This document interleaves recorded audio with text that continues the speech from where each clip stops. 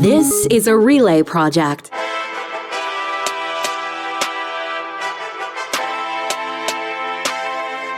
The Discourse starts right now with Cheryl Oates and Erica Barudis. Welcome back to The Discourse. You know, it's crazy the power an emergency alert has to get people talking. The other weekend, Albertans got an emergency alert on their phones asking us to start conserving power or risk rolling blackouts throughout the province. Now, it's really not very often that you go online and the dominating conversation is about electricity policy. But that night, and actually the days afterwards, electricity policy conversations, people pointing fingers about whose fault this was, that was the dominating conversation across social media platforms. Yeah, I was actually going to say it's quite entertaining, kind of like my jacket here that I wore electric yellow for electricity talk today, but that it took rolling blackouts. Thankfully, we didn't experience them to unite Albertans by turning off of their appliances and helping, keep our lights on. So it interestingly brought about sparked, maybe I'll say, a broader conversation that we're going to dive into today. Like, I hate to say this, but in terms of what the UCP has been trying to accomplish, and in terms of what their messaging has been around the clean energy regs, this really couldn't have come at a better time for them politically. I hate to say it, but it really is very easily weaponized on their behalf. It does really help their argument around having a sustainable and consistent grid, which, they have something to point at now, but I don't think politically this is really where they want to be pointing again, because people never want to talk about electricity. They never want to talk about, like I've said before, it's like the dentist or insurance. It's a topic you don't want to talk about, but you do when it impacts you. And what we saw the other night definitely saw the impacts of what we're currently facing with an uncertain grid. Well, I'll agree with you and I'll disagree with you. One, I think electricity policy is super complicated and conversations die out really quickly because it's just not it's not an easy conversation to have around the dinner table, unless, of course, you all just got an emergency alert on your phone.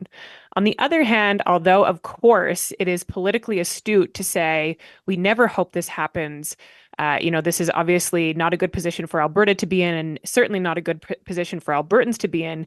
You cannot tell me that the Alberta government is not cashing in on this. Like, Danielle Smith tweeted 10 times that night. This is they are absolutely going to leverage this situation and have already leveraged this situation to point to the federal government and say, look what happens when you add uncertainty to the grid. Okay, so maybe I'll backtrack a little bit and say they are going to opportunize. I guess it just means a situation that could be harming others is not the thing you wish for to be that thing you get to point to. So I definitely think it helps the argument showing that, we're making progress. Alberta has, a plan, and that's responsible under ASO to build transmission lines, to work on clean energy. But again, this is what happens when you try and take some shortcuts and try and get to that finish line a little too fast. And I think, I'm definitely looking forward to the government using this as yet another leverage against our federal counterparts. I get the political piece here, and I understand, it fits into their narrative a little too well. But what I haven't heard from Danielle Smith is, yes, Alberta is opposing the clean energy regs. Yes, Alberta is worried about rolling blackouts and uncertainty and instability. But what are we proposing? As a province, what is Danielle Smith bringing forward as an alternative to what the federal government currently has on the table? So a few things. One, the Alberta government is really pushing, especially we're not going to go back on coal. And I know that there's been arguments saying, if we had not been taking the aggressive route to phase out coal, there might have been reserves for the load we were required. Again, that's not my area of expertise. And I think later today we'll be able to ask someone that is maybe a little bit better suited to answer that teaser alert. But what I think the government is talking about is converting to natural gas to use clean energy initiatives. But if you look at the blackout or the almost blackout we faced, if you look at solar and you look at wind, they were at a zero. You can't have turbines spinning in that cold of weather. So they didn't produce energy. Solar, I mean, we all pray for a couple hours of light. And so when you're looking at that balance, we do definitely, and I think where the government's going to go is on the need for the natural gas, for still using fossil fuels, not shifting completely away and hoping that literally the sun and the weather of wind is going to be saving the day. It's about a balance, which they've been consistent on saying, and converting safely and within a timeline that's not going to put us in crisis like it did. Well, like we both said, electricity policy, super complicated. I think we will probably, in terms of what we believe has led to instability in Alberta, disagree on what got us here. But luckily, we don't have to be experts on electricity policy because we have an electricity policy expert joining us today on the program. But first, just a quick word from our sponsor. California Closets, of course, we could not do this without our partners. California Closets offers beautiful, functional designs for all of your organizational needs. They do closets, office spaces, Murphy beds, and entertainment centers, and it's all completely custom-built storage that is exactly where and what you want. Their design consultants will work with you to create personalized solutions no matter what your needs are or what your budget is. And you can find out more, as well as look at some inspiration, at californiaclosets.ca. Blake Shaffer is an associate professor in the Department of Economics and the School of Public Policy at the University of Calgary, with a special expertise on electricity markets, among other things. Blake, welcome to the discourse. Thanks very much for having me. One thing that Cheryl and I can always agree on is that electricity is super complex and hard to understand. So I know we're going to talk about, which finger to point at who on, for the issue we had the other night. But most importantly, can you just explain for our listeners, like what it means by saying the grid, and maybe some background on further than we know it's working when we turn on our lights and we know it's not working when we turn them off? Sure. No, you're absolutely right. Electricity is one of these things. It's important. It's essential. It's in all of our lives here in Alberta. Yet it's complicated. There's so many elements. There's the physics of it. There's the electrical engineering. There's the markets and policy components. So and all of these get deep into the weeds very, very quickly. I think, when we think about the grid, if you want to use that term, to me, there's the different key elements that people should care about. One is generating electricity. So that's ultimately what we care about, is having that electricity, having that energy when we turn our lights on.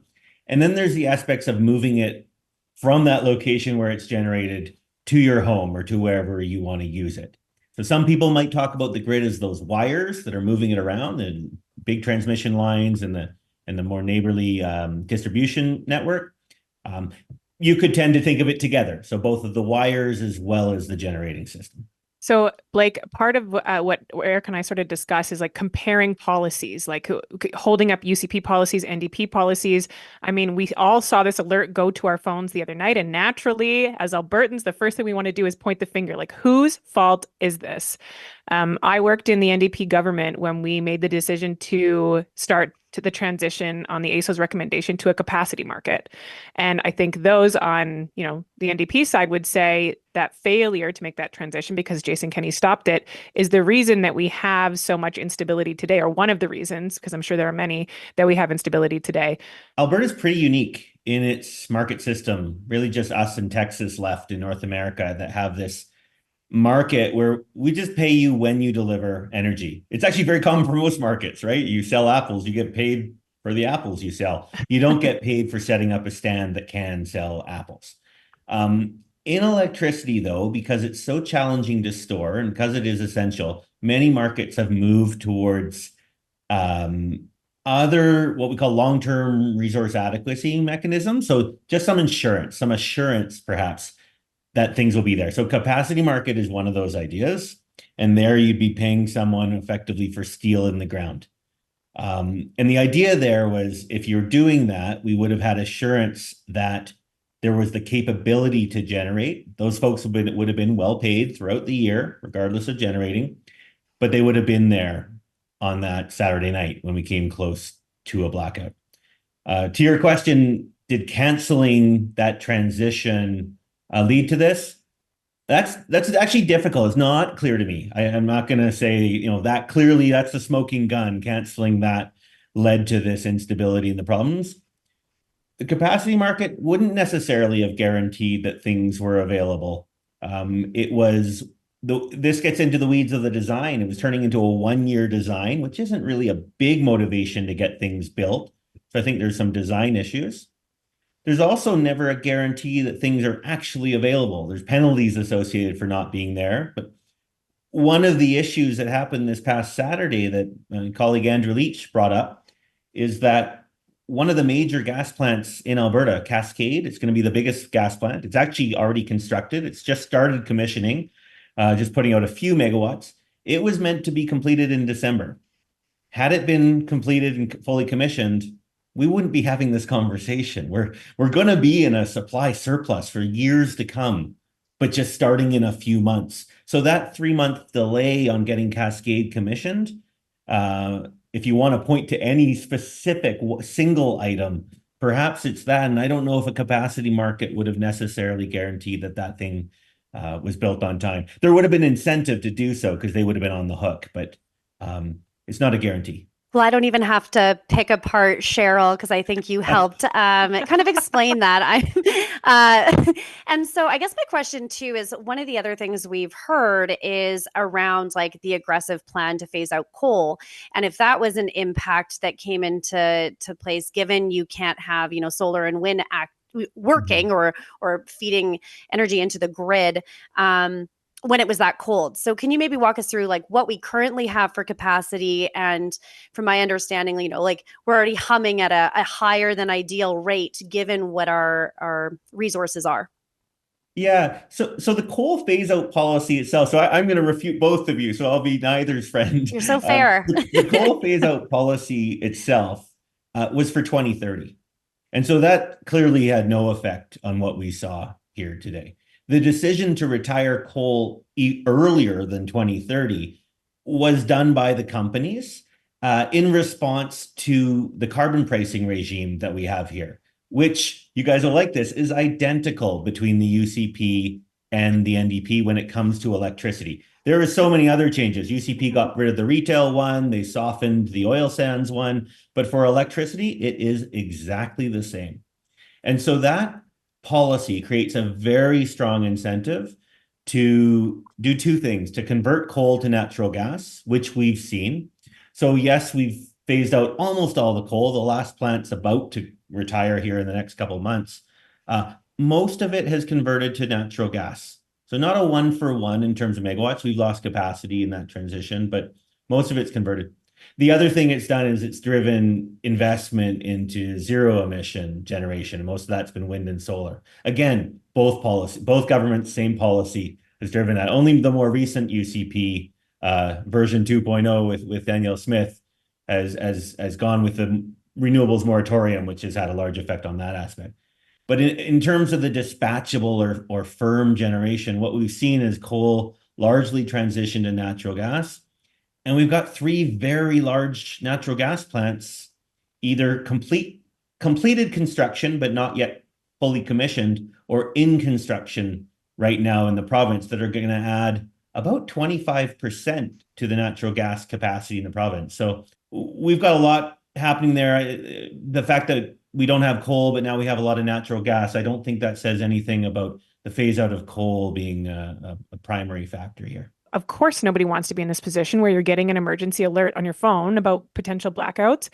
But if you are the UCP right now, this is an incredibly well-timed proof point for your push against the clean energy regulations. And of course, we've seen the provincial government doing that from, the time that the AESO first put an alert out until, currently.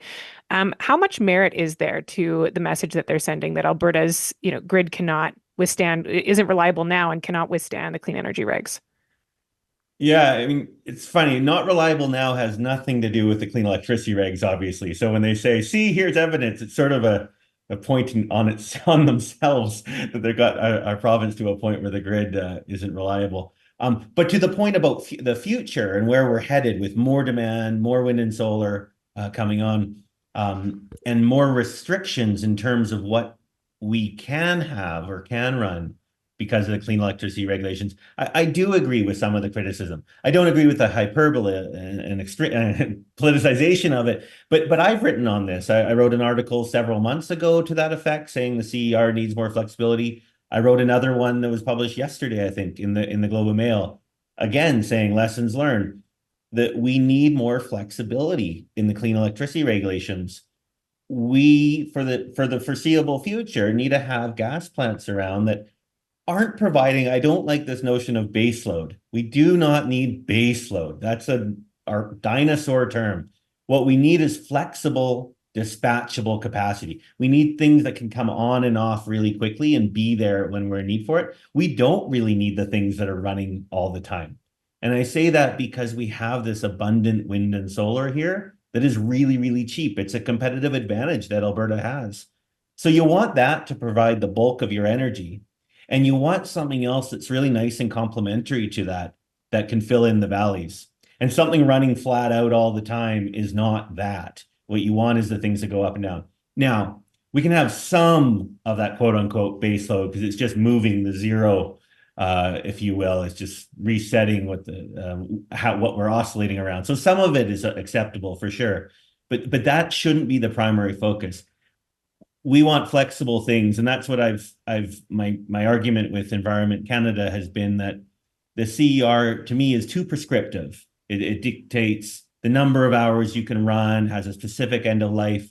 Whereas what I'd rather have us see is use that carbon price that we already have here in Alberta. We've got political unanimity about it, oddly enough, and that will drive a push towards cleaner things.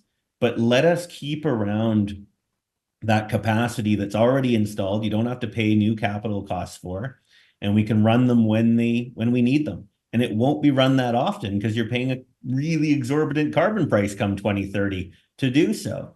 And so I'm hoping to see it softened. I do think it is going to be softened quite a bit, or relaxed, or made more flexible. So I think they are listening in that regard. It'll no doubt be leveraged. This event will be leveraged. And I think there's a little bit of a truth nugget in that it should be. Well, I think regardless of the truth nugget, as we've learned from politicians, they'll always have their point. And we heard it from the two questions that Cheryl and I asked from our sides and what they've been chiming in on. I want to ask, kind of a twofold question. First, just on the CER's role, is that going to then be like lessening restrictions for the CER? Is that what would move you, like Alberta, in the right direction to be able to, for them to have the flexibility you're talking about? Yeah, what I'd like to see is sort of consideration for a range of potential outcomes, a range of potential futures. We might have a future where CCS develops rapidly, carbon capture develops rapidly, and that becomes, it allows, say, our natural gas fleet to exist within the framework of the clean electricity regulations. And there's also some flexibility. One of the issues in the CER is there was a very binary, you must be under this limit, otherwise you're offside. That's clearly a no-go, because you can't just sort of, I'm just outside it, ergo I'm outside the law. There needs to be some sort of gradation there. And even the target itself was too aspirational. So a shift and then a slope to that regulation is going to be pretty important. But in terms of just running things that would be emitting, I share the federal government's goal, and I think the province, at least the premier, states that they have the same goal for 2050 of decarbonizing. I think we ought to do that in electricity, and we can. It's really important because it enables all this other change in our economy to leverage clean electricity. But I want to have flexibility to use natural gas sparingly. So again, wind and solar will be the bulk of our energy in our province, barring a moratorium continuing. It's the cheapest energy. What we need is some capacity that can couple with it, or we'll see nuclear costs come down, and nuclear will be a major source, and it will actually displace what I just mentioned, which is renewables plus some sort of firming resource. But I want CER to give us that range of potentials, because we don't know yet what the technology curves look like in terms of cost reductions. So you need to have that space. And I think our guiding principle should be that we have a price on carbon in our province that's working, and it's driving investment towards cleaner things.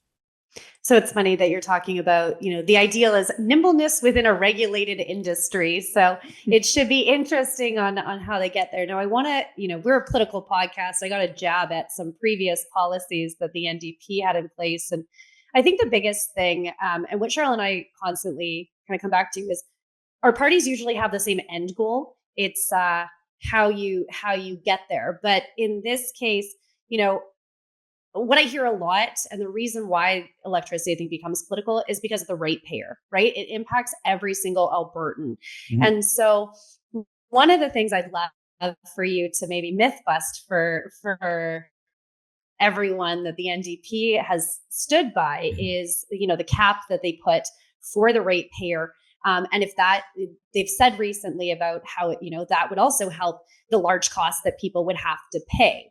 Now, you're charging the business, right? Back in the time where they actually had to put the price in place, I think it was like 6.8 cents. It was the cap. Right now it's at like 25 cents, and those companies were getting millions of dollars a month from the government to be able to offset so that they didn't charge the ratepayer. I guess my question is around, like, how would that what could we even imagine what that policy would cost now if it was in place? And, maybe just like point to back up my argument that I think it's falsehood for the NDP to come out and say that, under us and because of our policies as the UCP, we're actually, that's why your rates are so high. First of all, I was never a fan of the retail rate cap. I've done policy advisory work to many governments. I've done it to the current government, to NDP government, to BC, to feds, and I was very vocal. I did not like the rate cap because you are simply, like you pointed out, you're not reducing real costs. You're just shifting who pays. You're shifting from the ratepayer to the taxpayer, effectively. It's government paying for it rather than the ratepayer. Now, so it's a question there about distribution. Maybe you want lower rates because you want households to not have to ration their electricity use, and you'd rather the distributional impact on the government be. So you could argue that, but there's many other ways to go about it. It also disincentivizes any sort of energy efficiency efforts, which flew in the face of the government's efforts at the time of trying to reduce. So I never liked the retail rate cap. But then going now, you just mentioned how high prices have been, and you're right, they've gone up to, I think, as high as 32 cents per kilowatt hour with some of the peak months. The UCP themselves did they did a rate cap, if you'll recall. This was a very odd one because they didn't like the idea of we'll just shift it onto the taxpayer. So they made a deferral account. So all of that money that had to be paid to those companies, just like in the NDP one, instead of being paid from the government, it went into a deferral account, which actually the government did pay. And then the companies got a loan, and now they're paying back that loan over time right now for 2 years. They're pulling that back by charging an extra 2.5 cents from people who remain on that floating rate. What it did is it created, people started leaving. It wasn't on your bill. It was on whoever remained. So now you saw this exodus. We've had about 240,000 households leave the floating rate over the past 2 years. So leaving. So that cost is now just going to be borne on the few people remaining. And the sad thing is most of those people remaining, some are folks who just can't be bothered. They don't look at their bill. Just can't be bothered. But the bulk of them are really low income folks who don't have the credit to get a fixed rate contract. So it just baffles me why the current government did not provide credit support for these folks who wanted to get on a fixed rate contract, let the retailers waive the requirement for it, and the government would stump up and say, yeah, we'll be that. What are they on the hook for? They're on the hook for a single month's bill non-payment. And the likelihood of that drops because they're on cheaper bills. So I do not know why the government didn't do that. That was the one simple thing they had to do throughout this in terms of helping people get off that fluctuating rate. I heard the minister muse about it at one point. They didn't do it. So I'm clear, is that like fixed rate to like RROs? Yes. Yeah. Okay, because To a get off government the did RO. mention that, yes, and the government actually, a premier led, and Minister Newdorf spoke about it, I think, recently around affordability, was shifting from RO, and it's something like 35% of Albertans are still on the RO, which half of them probably don't even know what the RO is, a regulated rate option. So what I'm hearing, I've heard the government have conversations about shifting away, giving people a choice, obviously. But is that a safer thing for consumers moving to the Yes, fixed rate? very much so. I mean, think about your options. Do you want, if Yeah. you have certainty I'm over on your fixed rate, I prices, know. something that goes like that. Is it the best one ex post? Well, you could argue that later, but in terms of safety, in terms of risk, 100%, there's zero risk. But in terms of shifting over, this is the terrible thing. Yeah, there's about, I'm just looking at the data right in front of me. There's 28% of Albertans still on the RRO. And that was, when I started talking about this 2 years ago, the number was 46%. So we've had a 20% drop. But those last few people who are on it are folks that it doesn't matter how much Premier Smith says, hey, you should get on the fixed rate. They can't. Most of them can't because they're too low of credit, and you need a certain credit score to get a fixed rate contract, or you have to pay a high prudential, like a security deposit. And that's what I'm saying is it doesn't really help for the government to say, go do this to those folks who can't. But there was a government policy that could have been done to do it. Now, here's the really terrible thing. I'm starting to now see government advertisement really ramp up. I see it on Twitter all the time. It's starting to amp up about get on the fixed rate. You know what? The fixed rate now projects to be over the floating rate for the next 2 years. We're out of the crisis. This is the last month of high prices. The RRO that we're going to see in the next couple of days for February, that'll be really the last high one. As of March, we're talking in the realm of 8 to 12 cents for the next 2 months or 2 years. Thank goodness. Yeah, so we're out of the crisis, and now here comes the cavalry saying, "Get on a fixed rate." It's too late, and so I'm very. This is one of the most frustrating things I've witnessed, because I saw this coming, and it was very apparent. I kicked and screamed at anyone who could to get on a fixed rate, and I spoke up to as many government folks as I could as well, saying you need to help people who can't get on a fixed rate, and they didn't do it. They offered some rebates, which were useful, but they were Band-Aids. In terms of what actually did it, though, that was another, I would trace that back to some of the policy decisions probably under Minister Savage.